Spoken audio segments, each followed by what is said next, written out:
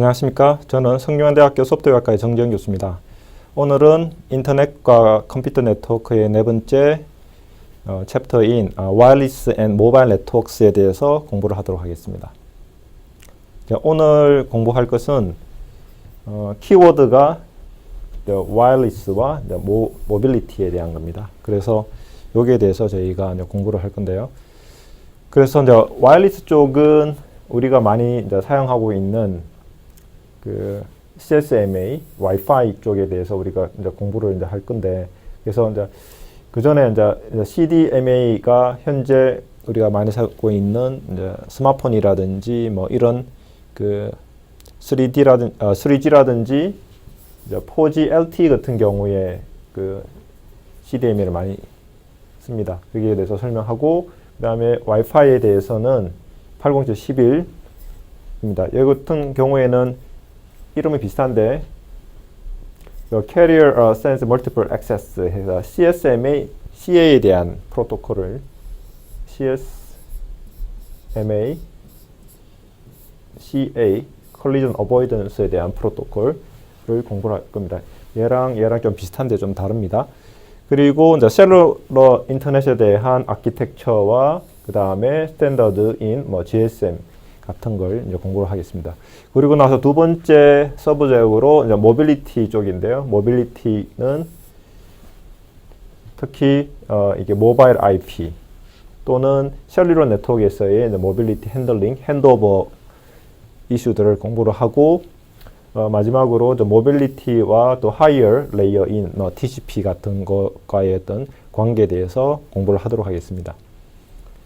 그림에서 보시는 것처럼 여기 중간에 네트워크 인프라스트럭처가 있고 액세스 네트워크들이 이렇게 있는데, 이 액세스 네트워크 같은 경우에는 이런 스마트폰 같은 경우에는 4G LTE라든지 3G망 같은 모바일 네트워크에 연결될 수도 있고, 아니면 노트북 같은 경우에는 우리가 많이 사용하고 있는 이런 액세스 포인터 AP를 통해 가지고 연결을 할 수가 있겠습니다.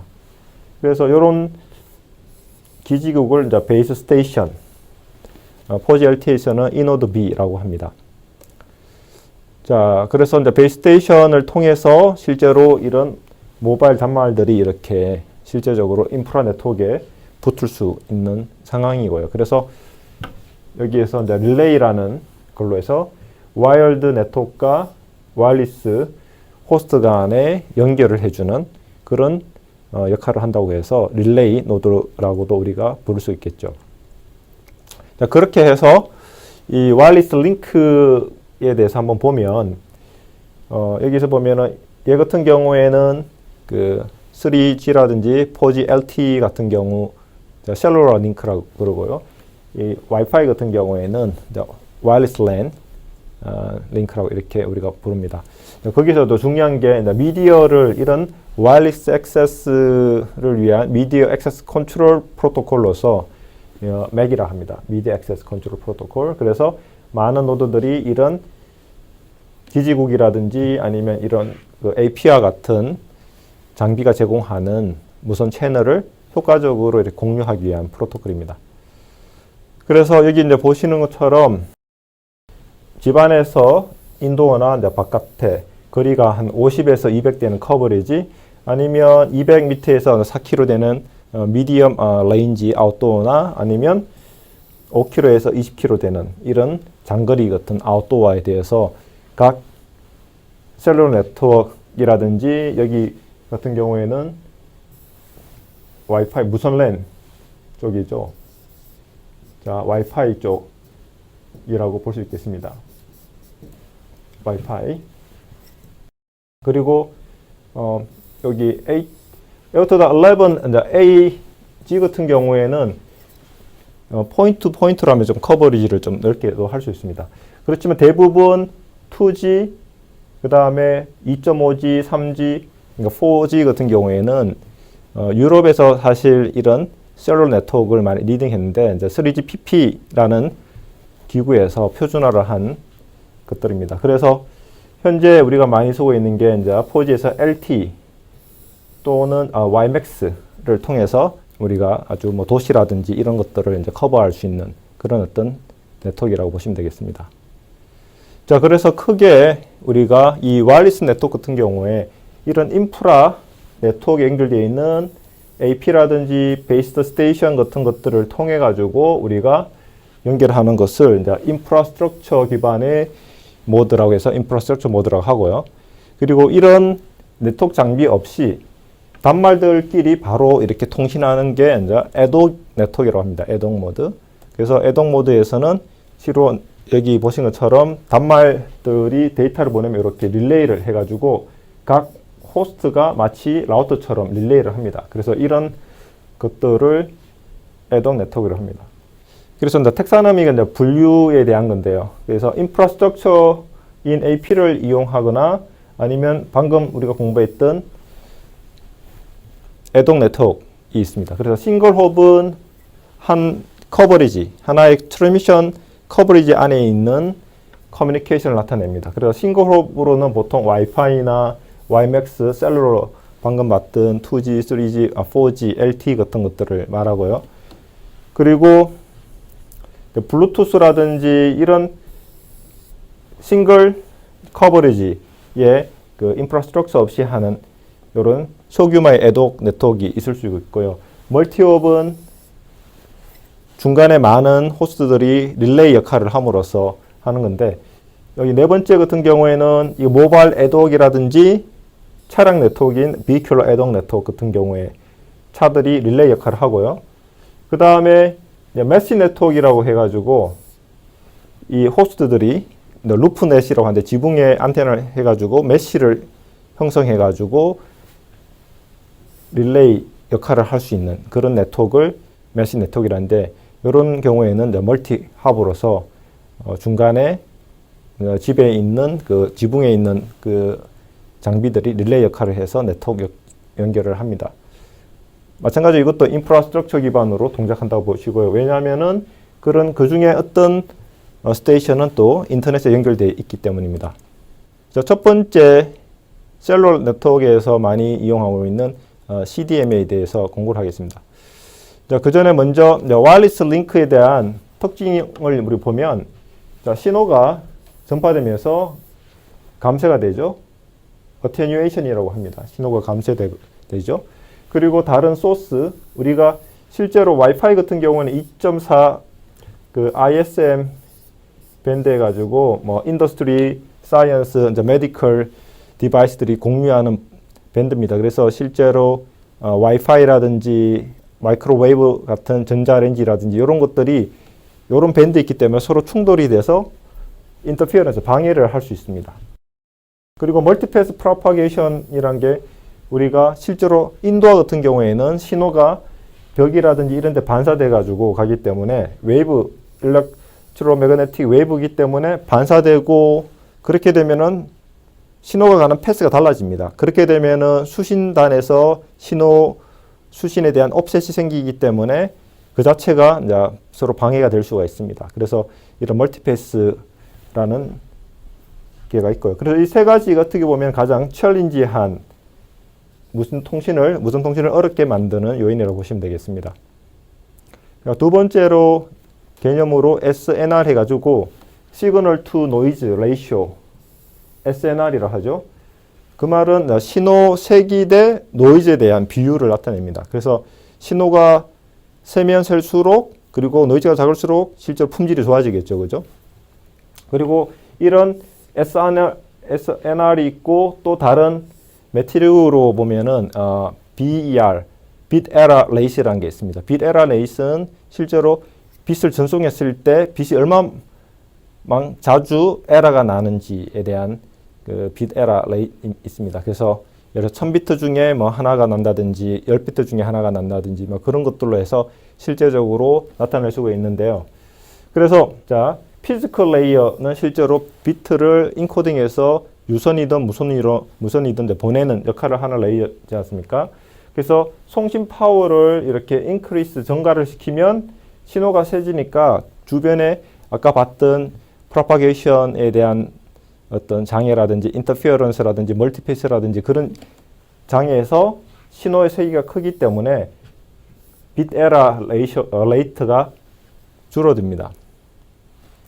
그리고 이제 주어진 SNR 같은 경우에 자, 우리가 그 bit error rate requirement가 있어요. 우리가 예를 들어 1000비트 중에 하나만 에러 난다. 아니면 여기 보신 것처럼 bit error rate에 대한 게 있어지면 자, SNR에 따라 가지고 실제로 그 SNR은 우리가 단말이 여러분이 갖고 있는 스마트폰이라든지 노트북이라든지 이런 것들이 실제로 실내에서 또는 외부에서 이동을 한다면은 이 모빌리티라고 그러죠. 그런 이동성에 의해 가지고 그죠?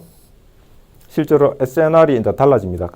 자, 그럴 때 여기 모듈레이션 비트를 실제로 물리적인 공간이라든지 미디어, 케이블이라든지 광 케이블 같은 데 보낼 때 사용되는 이 모듈레이션 테크닉을 우리가 조절함으로써 우리가 실제로 송신할 수 있는 데 필요한 이 SNR이 바뀔 수가 있습니다. 그래서 여기 인코딩 스킴으로 QAM256, QAM16, BPSK 이런 어떤 모듈레이션 기법들이 있습니다. 그러면 여기에서 제공하는 여기 밴드위드 속도가 보면 8메가, 4메가, 이제 1메가가 됩니다. 그래서 이 빗 에러 레이트과 그 다음에 실제로 여기 SNR과의 관계를 나타내고 있습니다. 그래서 실제적으로 여기 보시면 여기 그린색에 있는 것이 보면은 SNR이 30일 때 실제로 빗 에러 레이트 한 10의 마이너스 7승 정도 발생하고요.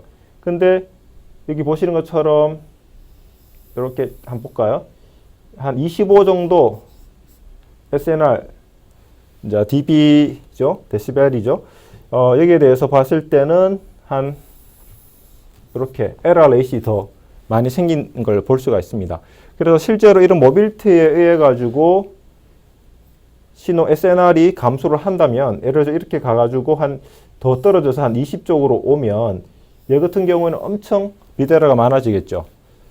그래서 우리가 모듈레이션 스킴을 빨간 거인 QAM16으로 바뀌면 밴드위드스는 반으로 떨어지지만 빗 에러를 우리가 원하는 일정량의 리퀘어먼트를 충족시킬 수가 있습니다. 그래서 이렇게 SNR이 바뀜으로 해서 우리가 여기 피지컬 레이어에서의 인코딩 하는 모듈레이션 테크닉을 바꿈으로써 우리가 원하는 BER을 유지할 수가 있겠습니다.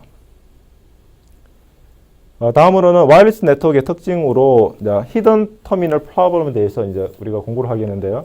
이 그림에 보시는 것처럼 A하고 B는 통신 가능하고 C하고 B하고 통신을 가능한데 A가 데이터를 보내고 C가 B한테 데이터 보내면 충돌이 일어나지 않습니까?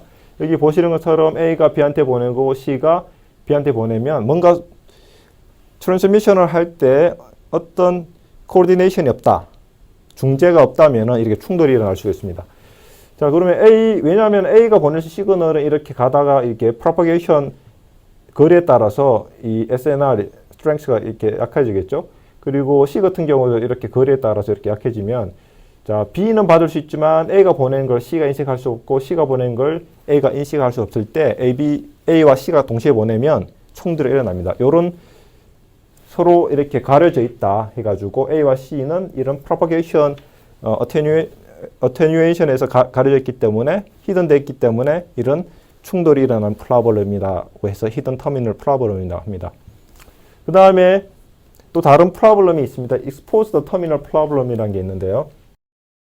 B가 A한테 이제 보낼 때 C가 A의 트랜스미션을 감지하면 C가 보내는 것은 D가 받을 수가 있어요. 실제로 신호는 이렇게 보내면은 이 스펙트럼으로 이게 퓨리어 시리즈라는 걸 통하면 어떤 신호는 프리퀀시로 쭉 이렇게 나눠지고 각 프리퀀시마다 파워가 있거든요. 그래서 멀어지면서 파워가 아까 봤던 것처럼 이렇게 어튜네이션이 생겨요. 그래서 프리퀀시에 따라서 이렇게 어튜네이션이 생기는데 그러면 B가 보내는 거는 결국 D한테는 못 가요. 근데 C가 보내는 거는 D한테 받을 수가 있거든요. 그 말은 B가 A한테 보낼 때 비록 B의 트랜스미션을 C가 인식하지만 C가 D한테 보낸다 하더라도 트랜스미션을 할 수가 있어요. 그런데 이 exposed terminal problem 같은 경우에는 C가 네이버 B가 트랜스미션을 하면 자기가 보내는 것을 중단을 해요. 보면 그렇게 되기 때문에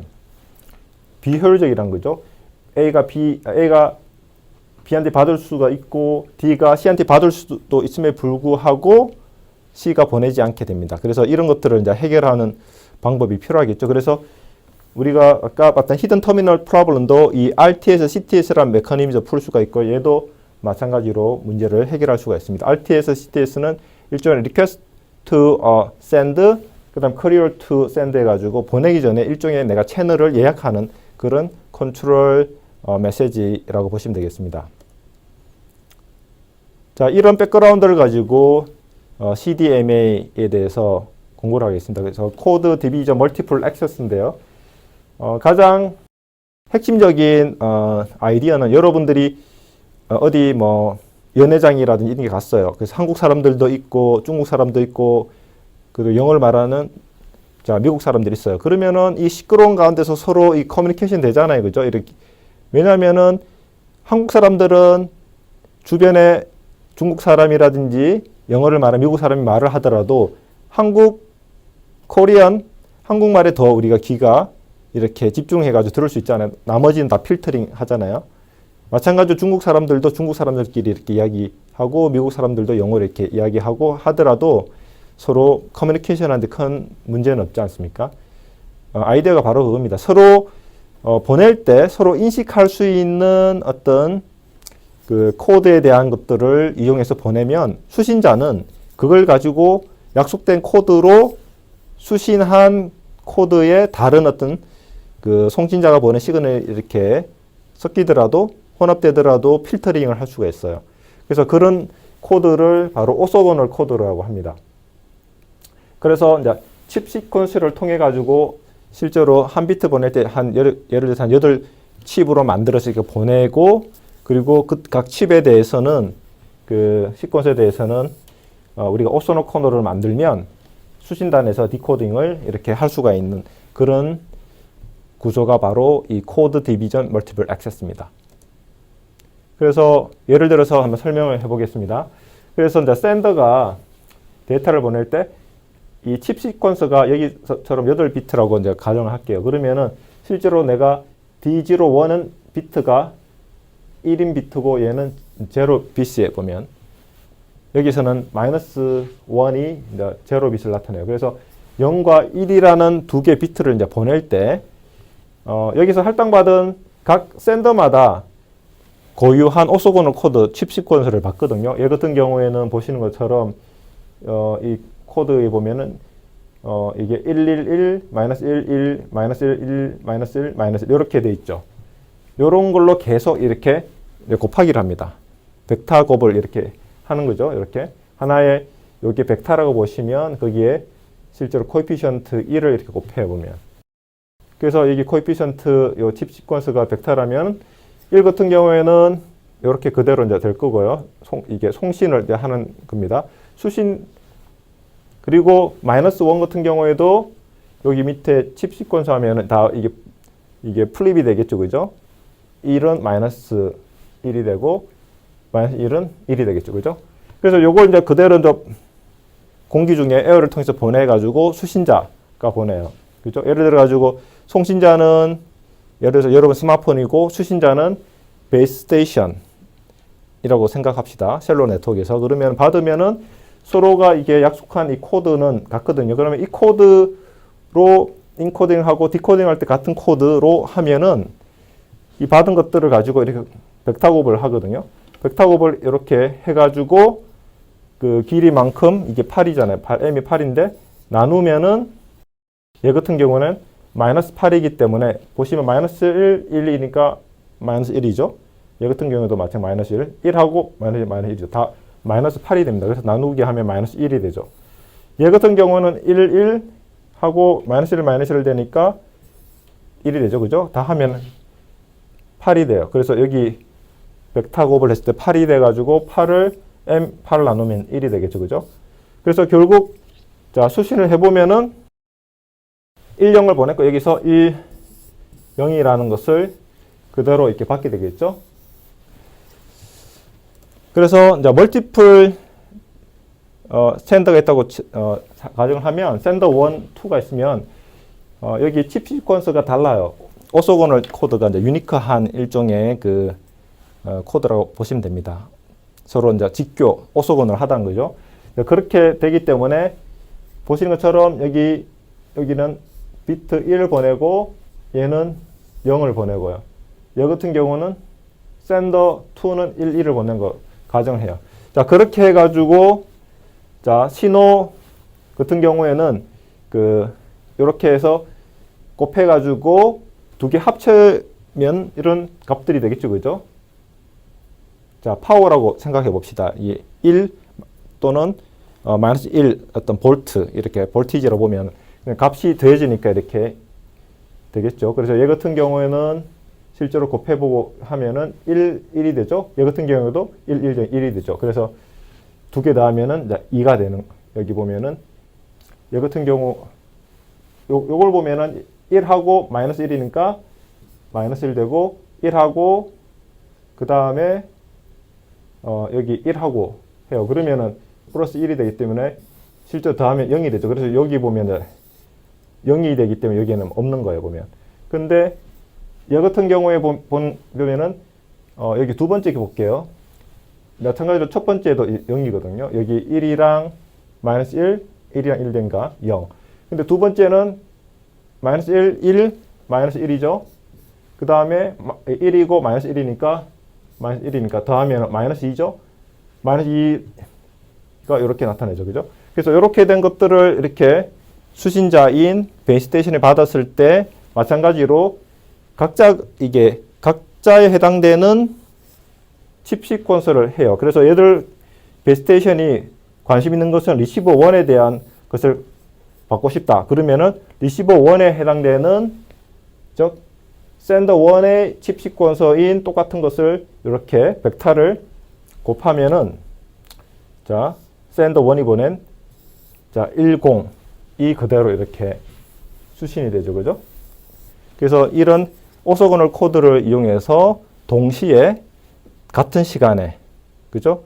같은 채널을 통해서 보냅니다. 그래서 TDMA랑 FDMA 하고 자, 차별화되는 세 번째 CDMA가 있게 되었습니다. 자, 다음 주제는 우리가 많이 이용하고 있는 와이파이에 대한 걸 공부하겠습니다. 그래서 와이파이는 와이어리스 로컬 에리어 네트워크에서 LAN이라고 그러죠. 그래서 아까 봤던 ISM 밴드도 있고요. 또 5GHz. 자, 5GHz가 갑니다. 실제로 차량 네트워크 같은 경우에는 5.9GHz를 해서 그 차량 네트워크에서 많이 쓰고 있습니다. 그래서 보통 802.11b 같은 경우에는 자, 11메가를 갖습니다. 그래서 여기에서 보면은 피지컬 레이어에서 실제로 사용되고 있는 자, 스킴으로 다이렉트 시퀀서 스프레드 스펙트럼이라는 DSSS라는 피지컬 레이어에서의 이런 기법을 통해서 데이터를 인코딩해서 이제 보내게 됩니다. 자, 그래서 802.11a 같은 경우는 스펙트럼 레인지는 5에서 6이고요. 그리고 밴드위드스는 54MHz, 11b보다는 높죠. 그 다음에 11g가 예전에 우리가 현재 많이 쓰고 있는 게 11n입니다. 대부분의 학교라든지 관공서에서는 거기서 밴드위드스는 2.4에서 5GHz고 실제로 우리가 안테나를 보통 한 4개 정도 쓰지 않습니까?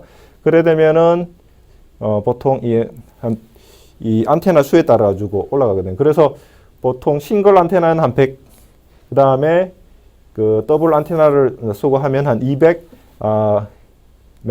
BPS를 이렇게 얻을 수가 있겠습니다.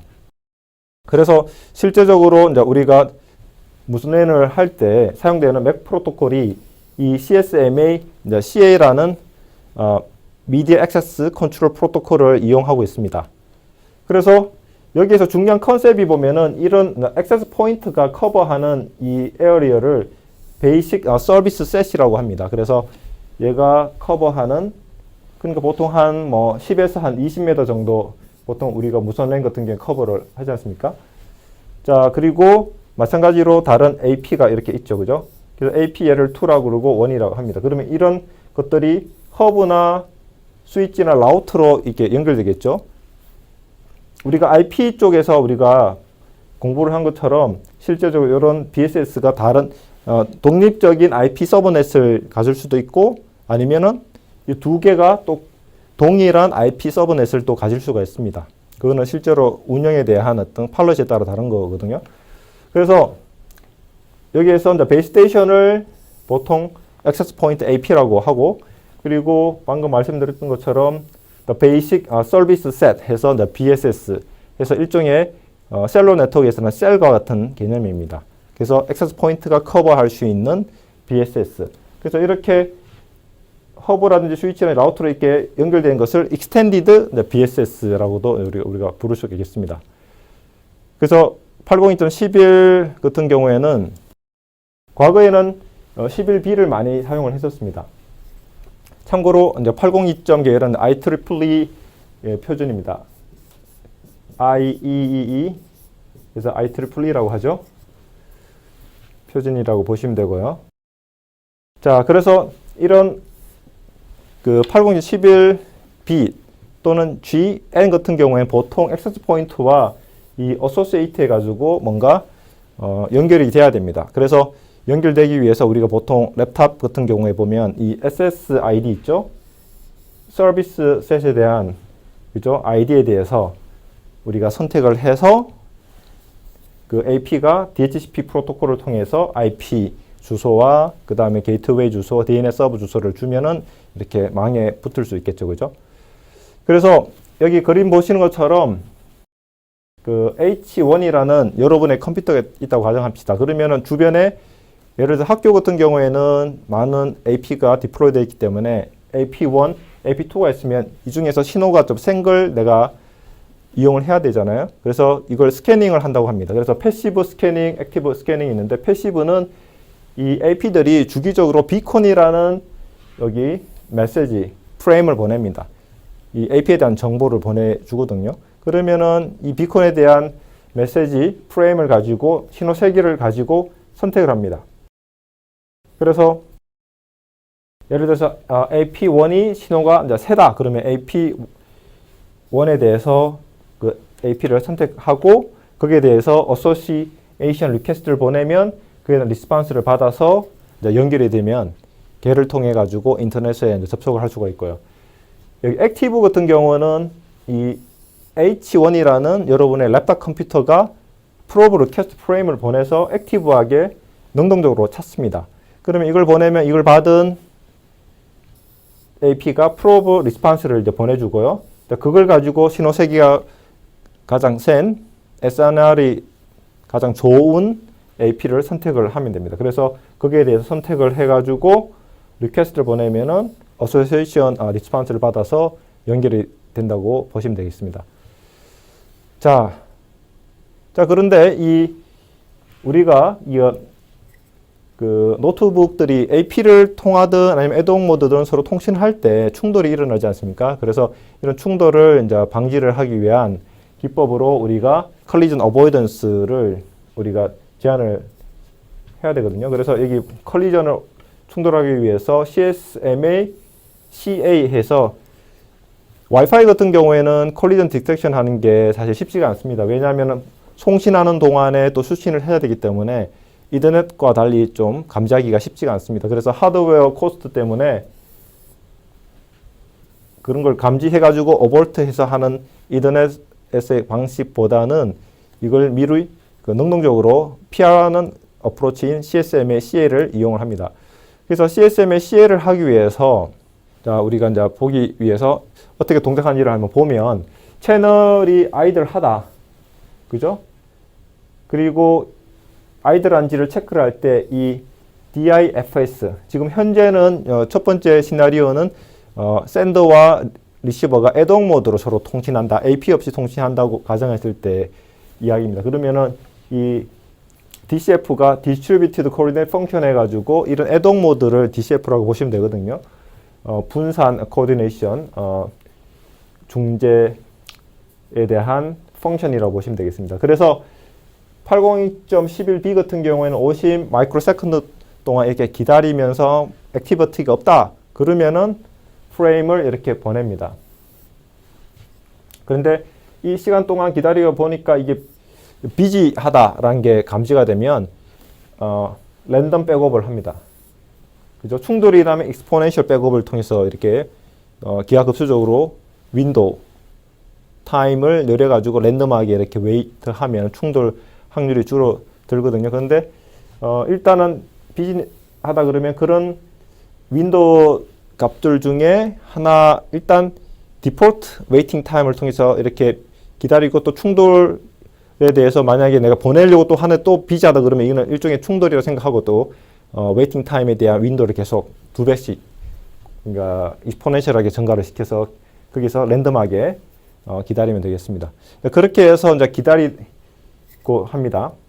자, 그리고 실제로 이렇게 카운트다운 해가지고 이제 트랜스미션을 하는데 그 웨이팅에 대한 타임아웃이 그래서 내가 메시지를 보낼 때 얘처럼 기다렸다가 보내면은 그 리시버는 여기 보면 그 SIFS 해가지고 Sort into Frame Space라는 자, 이 프레임 길이만큼 타임 프레임 길이만큼 802.11b 같은 경우에는 얘는 10 마이크로세컨드인데 기다렸다가 어크나리지를 보냅니다. 그래서 어크나리지가 오면은 샌더가 생각하기에는 리시버가 이 데이터 프레임을 제대로 받았다고 생각하는데 만약에 이 어크나리지가 오지 않는다.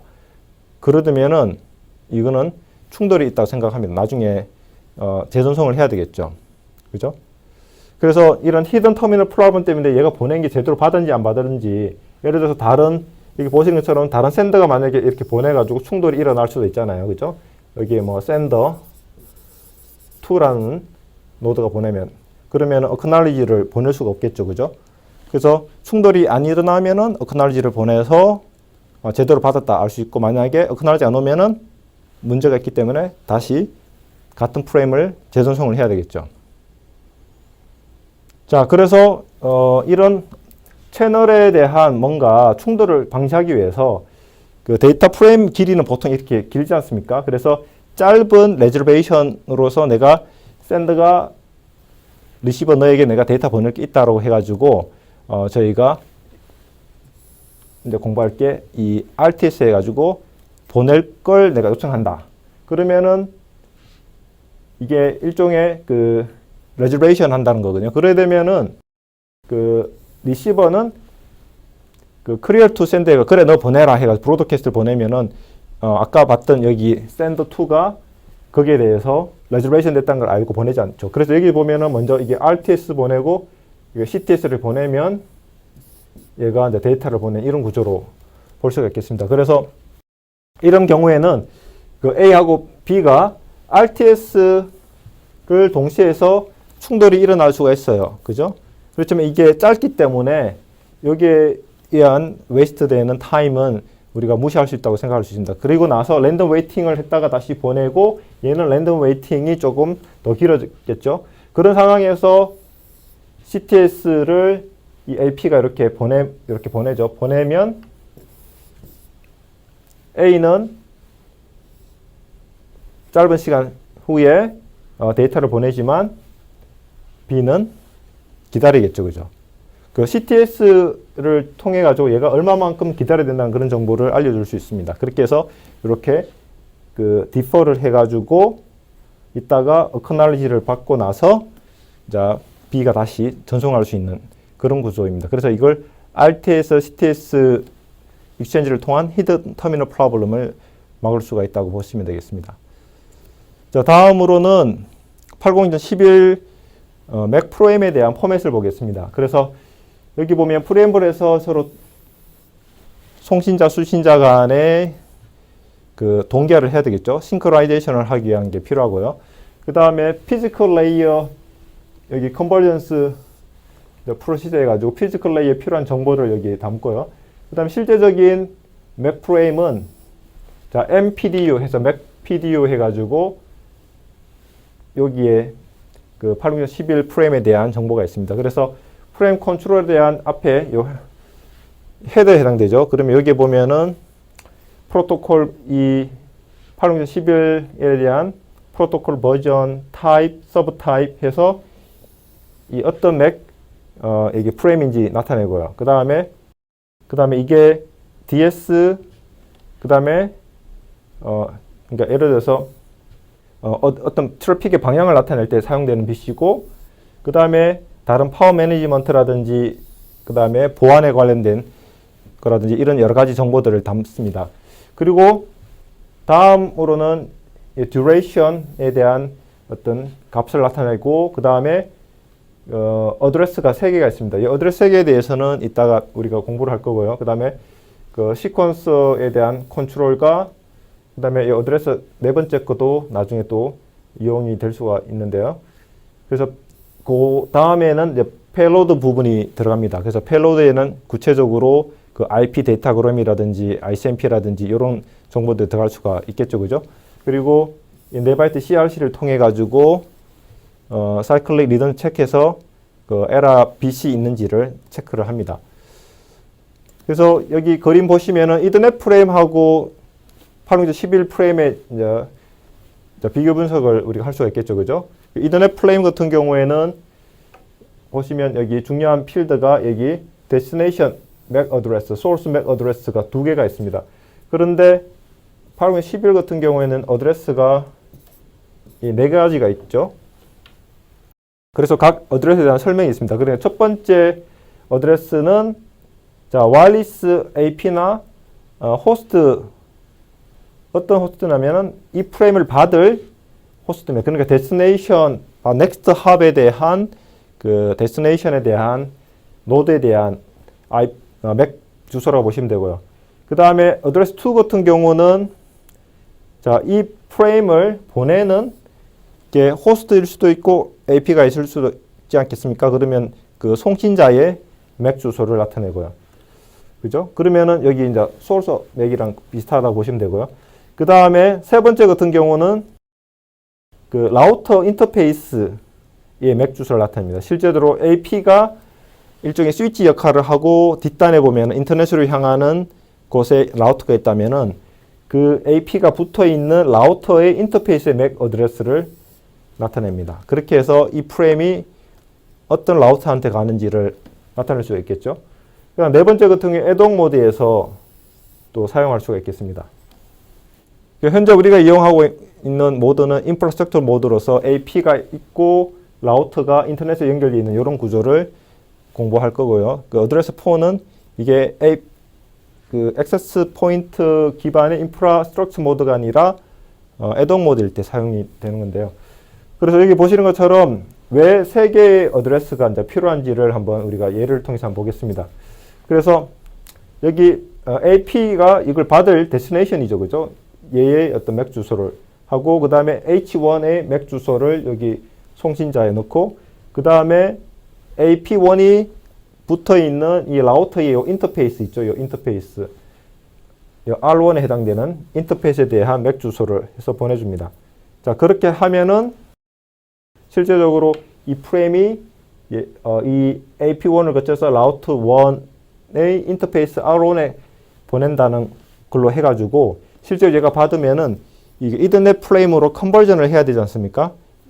그러면은 소스 맥 어드레스하고 얘가 이더넷으로 할 때는 얘의 맥 주소로 해가지고 그 보냅니다. 그래서 여기 보시는 것처럼 데스티네이션은 결국은 이 라우터의 R1에 대한 맥 주소로 바뀌겠죠. 그러면 이게 일종의 어댑테이션 레이어라고 볼 수가 있습니다. 그러면 어댑테이션 레이어에서 80.11 이 와이파이 프레임을 이더넷 프레임으로 바꿔서 이렇게 보내주면은 라우터가 이걸 AP1과 라우터 사이의 유선을 통해서 이더넷 네트워크 링크를 통해서 보낼 수가 있겠죠, 그죠?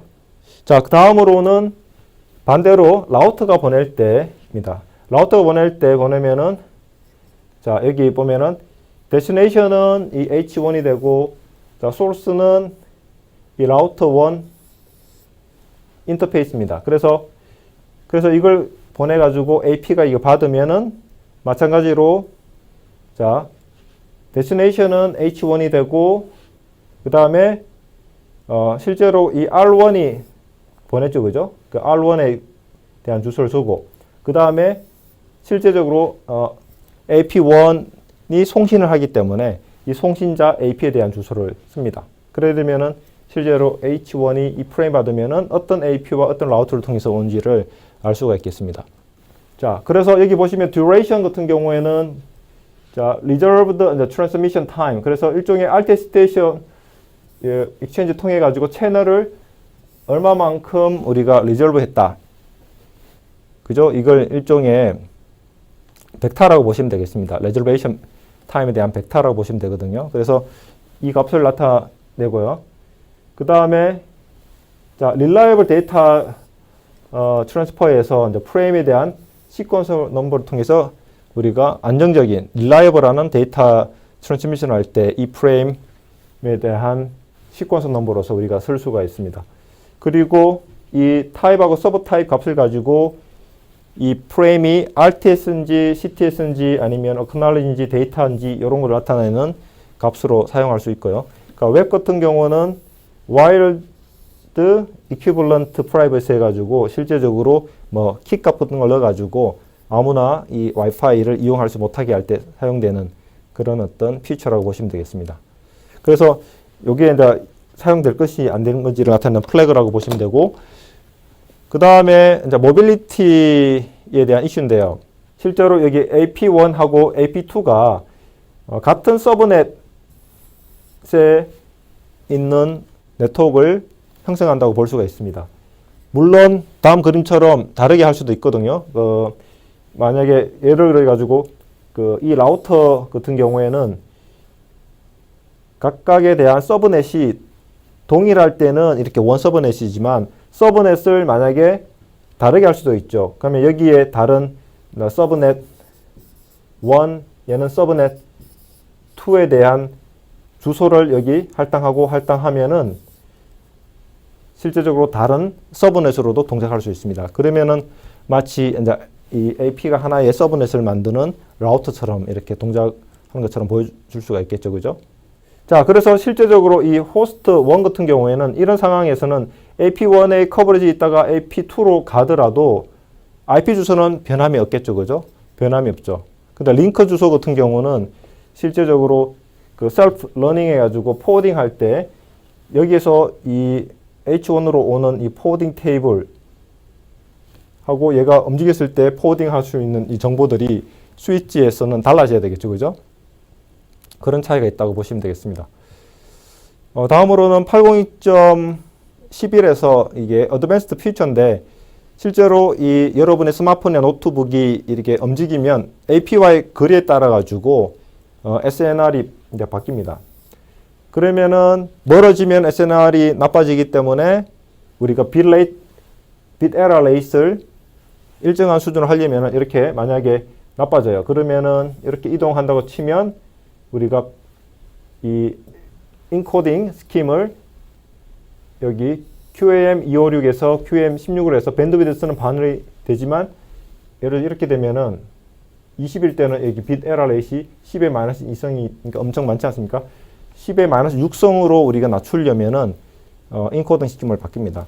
그리고 또 다시 움직여 가지고 신호가 좋아진다면은 더 좋은 어떤 밴드위드스를 제공하는 인코딩 스킴을 모듈레이션 스킴을 쓰면 되겠죠. 그죠? 그렇게 그래서 오퍼레이션 포인트가 이렇게 해 가지고 지금 이동해서 SNR이 이렇게 되면은 BL이 되니까 이것을 낮추기 위해서는 우리가 여기 인코딩 모듈레이션 스킴을 이제 바꿉니다. 그리고 해서 또 바뀌면은 좋아지면은 다시 QM256으로 가가지고 할 수 있는 이런 피처가 있습니다. 자, 다음으로는 셀룰러 인터넷 액세스에 대해서 이제 공부를 하겠습니다. 그래서 여러분들이 많이 쓰고 있는 스마트폰 예를 들어 가지고 여기 스마트폰이 있죠, 그죠? 이런 스마트폰이 실제적으로 연결할 때 사용됐던 네트워크가 현재는 뭐 3G, 4G인데 예전에는 이 스마트폰 전에 퓨처폰 해가지고 여러분들 핸드폰 아시죠, 그죠? 이런 퓨처폰들이 이제 연결될 때 셀룰러 네트워크를 통해서 연결이 됐었어요. 그래서 여기 보시는 것처럼 이 셀룰러 네트워크 같은 경우에는 여기 보시는 것처럼 베이스 스테이션들이 있고요. 이런 베이스 스테이션들이 여러 개 이제 여기 모바일 스위칭 센터란 MSC란 데 이렇게 연결이 돼 가지고 실제로 퍼블릭 텔레폰 네트워크를 통해 가지고 전화 간의 통신을 할 수 있는 이런 구조였습니다.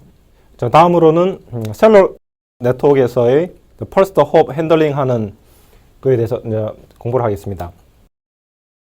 그래서 이제 FDMA랑 TDMA를 이용해 가지고 초기에는 GSM 해 가지고 second generation에서는 둘 중에 하나를 쓰거나 아니면 이렇게 컴바인해서 사용을 했고요. 그리고 이제 third generation부터는 우리가 CDMA라는 기법으로 해서 아까 공부했던 오소고널 코드를 이용해서 채널을 멀티플 액세스 하는 걸로 이렇게 진화를 했습니다.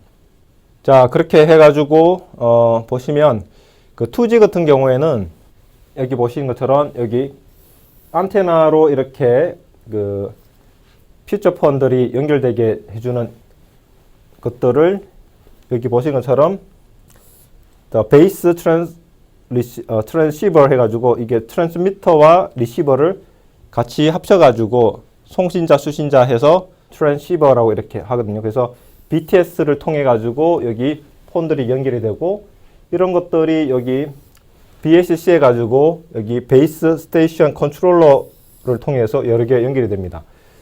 그리고 이 BSC들이 여러 개 이 모바일 스위칭 센터인 MSC에 연결돼 가지고 관리가 되고 그리고 여기 자 게이트웨이 통해서 퍼블릭 인터넷 여기서는 뭐 인터넷이 실제적으로는 연결이 되기 전에 있기 때문에 퍼블릭 텔레폰 네트워크에 이렇게 연결이 돼 가지고 서비스를 받을 수가 있었습니다.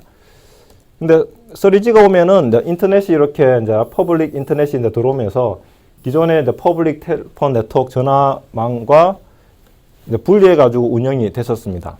그래서 전체 구조는 아까 봤던 것처럼 이제 거의 비슷한데 이 인터넷 서비스를 하기 위해서 여기 보면은 이게 SG, SN 해가지고 이거는 그 실제로 그 폰들이 이동할 때 핸드오버 해가지고 다른 물리 이 아까 BTS 같은 경우에 이렇게 붙지 않습니까? 그럴 때 새로운 BTS와 또 여기 보면은 공부했던 여기 BSC가 달라짐으로써 뭔가 이런 것들이 달라졌다는 것을 뭔가 알려줘야 되겠죠, 그죠?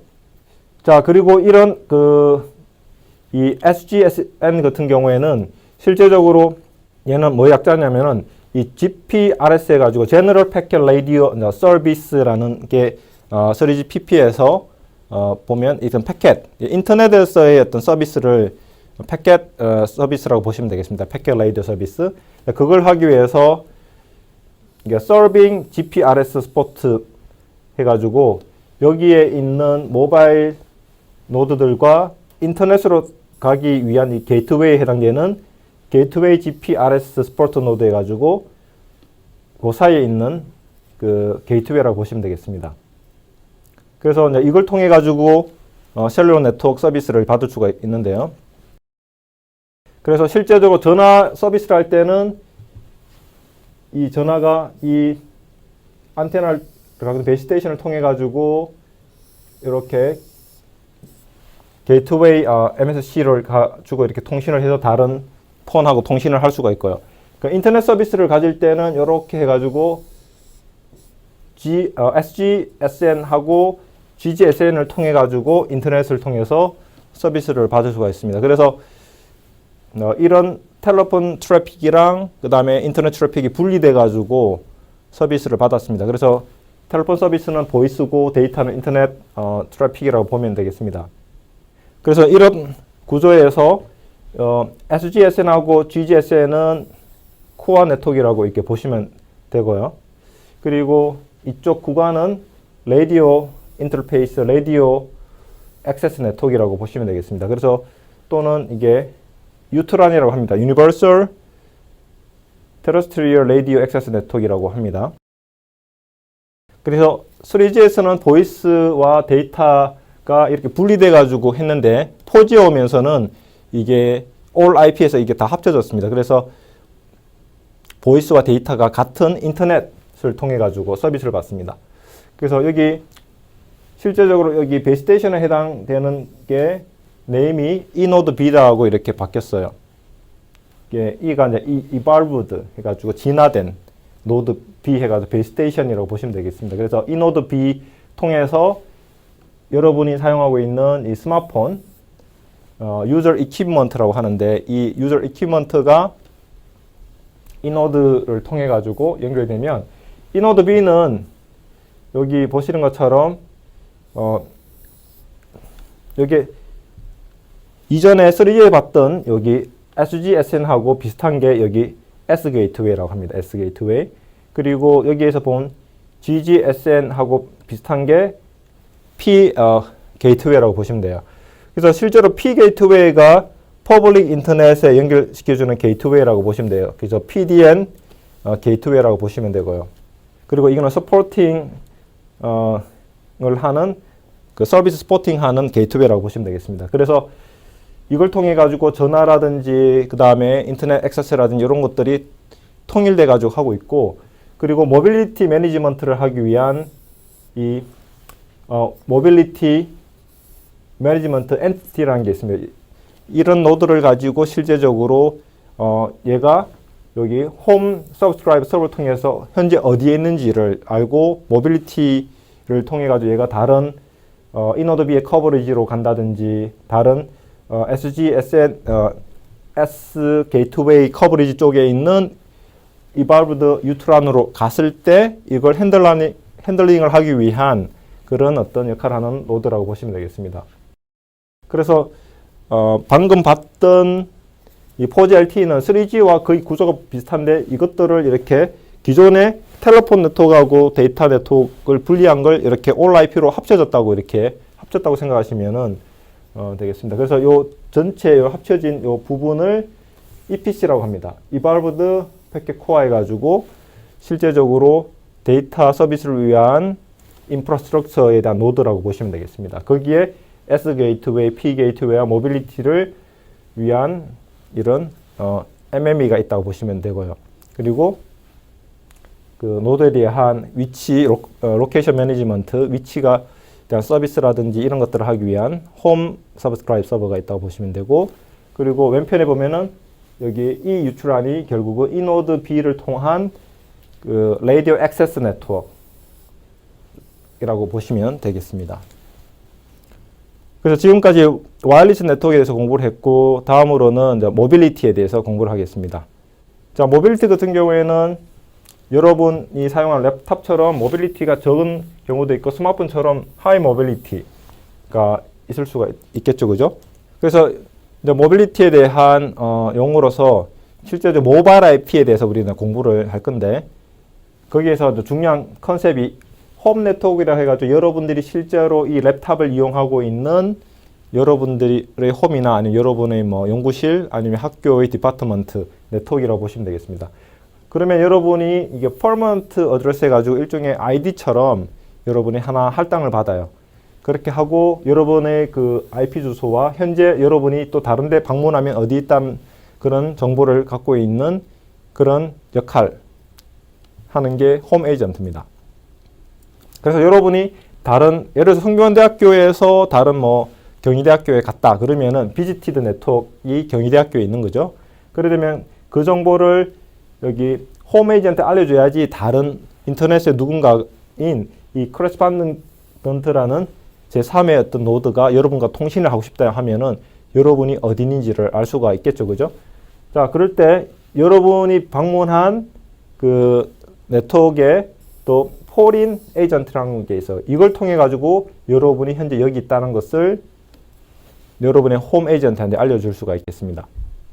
그래서 여러분들이 어떤 친구와 모바일 프렌드 해가지고 여러분이 한국에 친구가 있었는데 미국에 만약 여행 갔다 그러면은 이것을 어떻게 알 수 있을까요?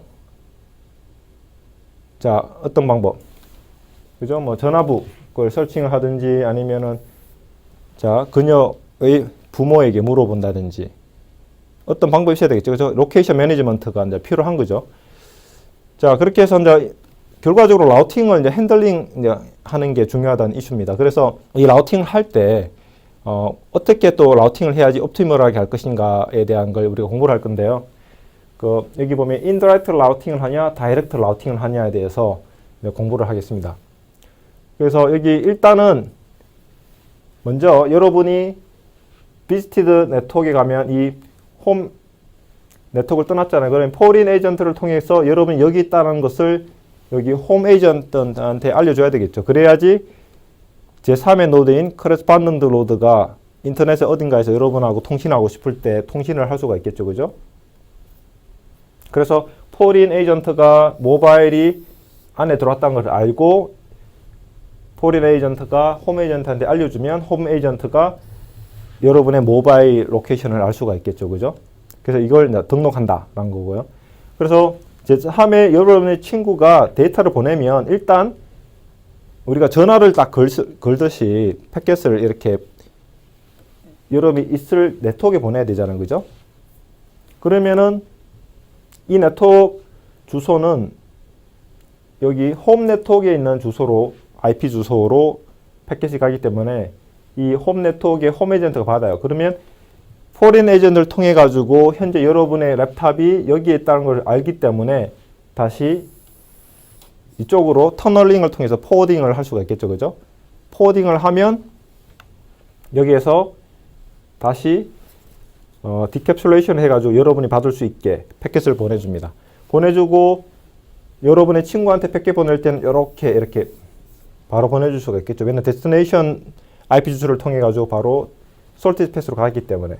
그래서 이것처럼 여러분이 친구가 보낸 거는 홈 네트워크로 갔다가 다시 포린 네트워크 갔다가 여러분이 보낸 거는 바로 친구한테 가는 이런 구조해서 삼각형 문제 triangulation 문제가 생깁니다. triangular routing, triangulation 문제가 생깁니다. 그게 indirect routing이라고 할 수가 있겠습니다. 그래서 이런 triangle 라우팅 문제를 해결하기 위해서는 루트 옵티마이제이션을 통해 가지고 패킷을 보낼 때 이렇게 해서 가는 게 아니라 커레스판던트 노드가 여러분이 여기 있다고 알게 되면 바로 이쪽으로 이제 다음부터 보낼 때는 홈 네트워크가 아니라 커레스판던트는 포린 네트워크로 보내게 이렇게 하면 루트가 최적화된다고 볼 수 있겠죠. 자, 그렇게 하기 위해서 우리가 이제 거기에 대해서 어떻게 할 것인가를 한번 고민을 하도록 하겠습니다. 자, 그래서 이제 다이렉트 라우팅을 이제 하는 거에 대해서 이제 제안이 됐는데요. 그래서 자, 커레스판던트 리퀘스트는 처음에는 이렇게 해서 홈 네트워크에 홈 에이전트 갔어요. 그러면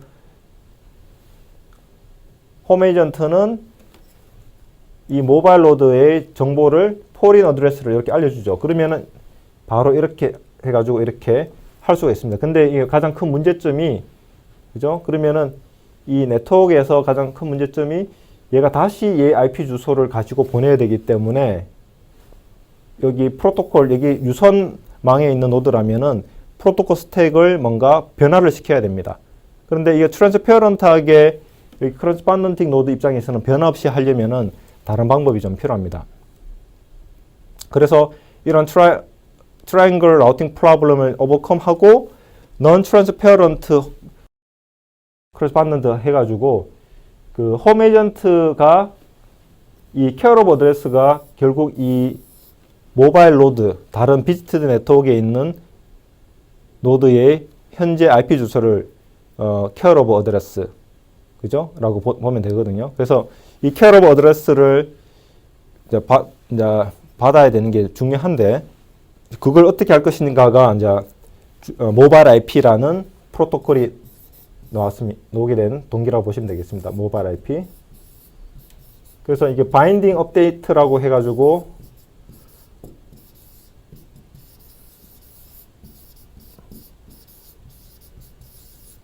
업데이트를 통해 가지고 효과적으로 그 모바일 노드에 대한 정보를 업데이트할 수 있는 것들이 이제 연구가 되었습니다.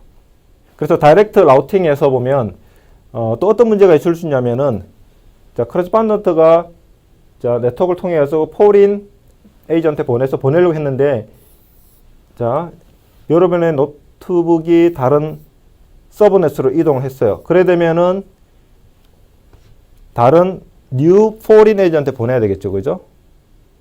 자, 그렇게 하기 위한 방법으로는 이 앵커링을 해가지고 이 앵커 포린 에이전트가 패킷을 받으면은 새로운 뉴 포린 에이전트 보내주면은 받을 수가 있겠죠. 그죠?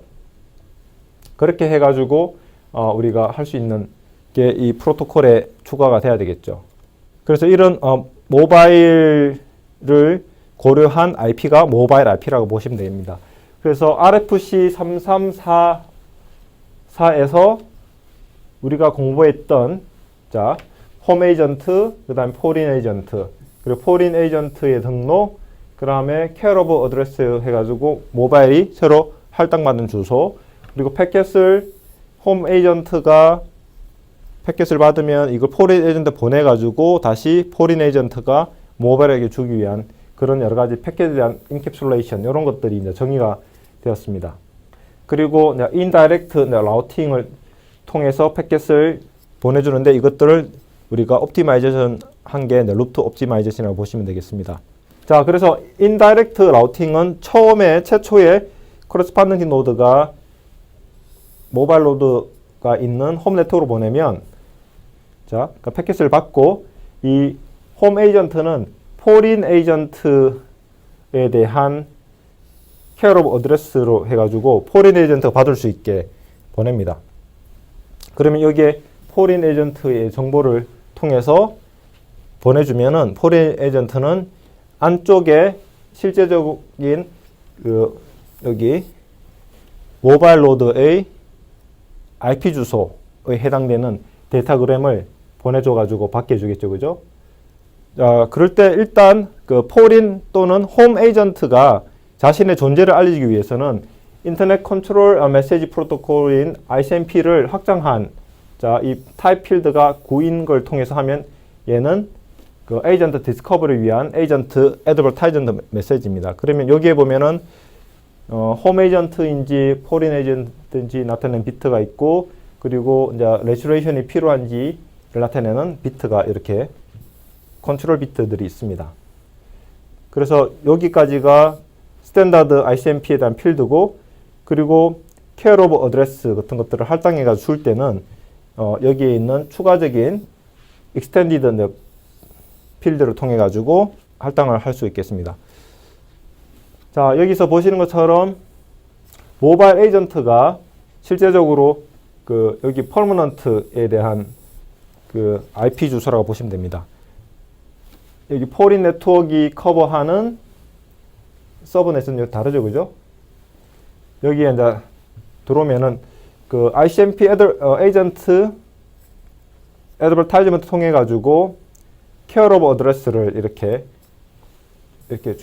할당을 합니다. 그러면은 자, 레슈레이션 리퀘스트를 해 가지고 등록을 시켜 달라고 요청을 하게 됩니다. 그러면 자신의 홈 에이전트에 대한 주소와 자기의 퍼머넌트 주소를 알려줘 가지고 그리고 나서 케어 오브 어드레스 여기 알려준 걸 가지고 요청을 하면은 이 정보를 그대로 포린 에이전트가 홈 에이전트에 알려줍니다. 그래 되면은 모바일 노드가 현재 이 포린 에이전트의 서버넷에 있다는 것을 홈 에이전트가 알 수 있겠죠, 그죠? 그렇게 해서 여기 리플라이를 보내가지고 등록을 완료를 하게 되면 다음부터 이게 홈 에이전트가 받은 패킷을 포린 에이전트에 보내서 포린 에이전트가 모바일 에이전트한테 보내게 할 수가 있겠죠. 자, 다음으로는 셀룰러 네트워크로 다시 돌아가겠습니다. 전화망. 자, 여기에서 또 모빌리티가 있죠, 그죠? 핸드오버를 해야 돼요. 핸드오버라는 게 하나의 커버리지에서 다른 커버리지로 갈 때 핸들을 해야만 끊김없이 서비스를 받을 수 있겠죠, 그죠? 그래서 여기 보신 것처럼 모바일 스위칭 센터가 여러 개의 이제 베이스 스테이션들을 이제 관리를 한다고 이렇게 볼 수가 있겠죠, 그죠? 그렇게 돼가지고 모바일 노드가 다른 데 가면은 거기에 대해서 시그널링 해가지고 현재 모바일 셀폰이 어딘지를 계속 업데이트를 해야만 통신을 할 수가 있겠죠. 자, 그래서 마찬가지로 그 셀러 네트워크에서도 보면은 홈 네트워크, 비지트 네트워크라는 개념을 그대로 이용할 수 있습니다. 그래서 홈 네트워크 같은 경우에는 셀룰러 프로바이더의 네트워크 여러분이 뭐 가입한 뭐 브라이전이라든지 아니면은 뭐 SK텔레콤이라든지 코리안 SKT 또는 또 KT라든지 LG U 플러스 이런 네트워크를 홈 네트워크로 보시면 되겠죠, 그죠? 거기에 보면 여러분의 정보를 담당하고 있는 관리하고 있는 홈 로케이션 레지스트로 LR이라는 게 있습니다. 그러면 여러분이 현재 또 어디 있는지를 얘가 관리를 하거든요. 모바일 IP에서의 홈 에이전트처럼.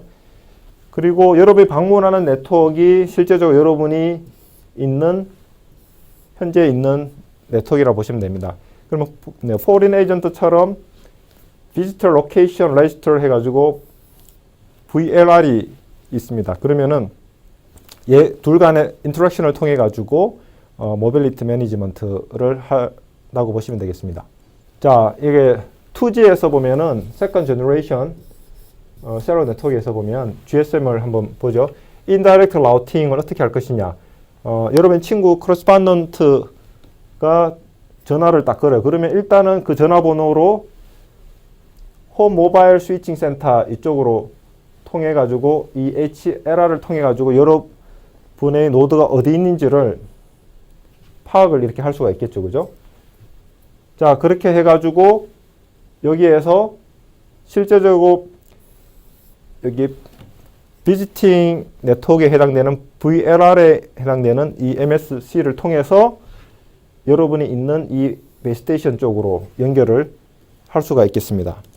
자, 그런데 자, 여러분이 이런 비지트 네트워크에서 BSS 해가지고 올드 베이스테이션에서 새로운 베이스테이션으로 갈 때 신호 세기를 통해 가지고 여러분이 스위칭을 해야 되겠죠, 그죠? 그래서 이걸 핸드오버라고 합니다. 그래서 퀄리티를 계속 유지하면서 인터럽션 없이 이렇게 서비스를 받을 수 있도록 하기 위해서 시그널이 센 베이스테이션 쪽으로 여러분이 스위치를 해야 됩니다.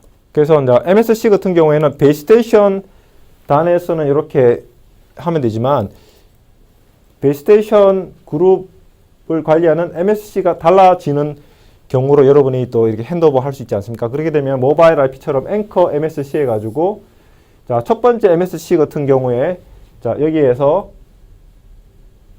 자, 여기 일로 이동했다고 하면은 앵커 정보로 이렇게 next MSC 얘는 1, 2, 3라고 볼게요. 그러면 2에 대한 정보를 갖고 있다가 여러분이 MSC 3에 해당되는 베이스테이션 커버리지로면은 여기 MSC 1에서 정보를 업데이트 해가지고 패스를 옵티멀하게 미니멈하게 보낼 수 있도록 이렇게 업데이트를 할 수가 있겠습니다.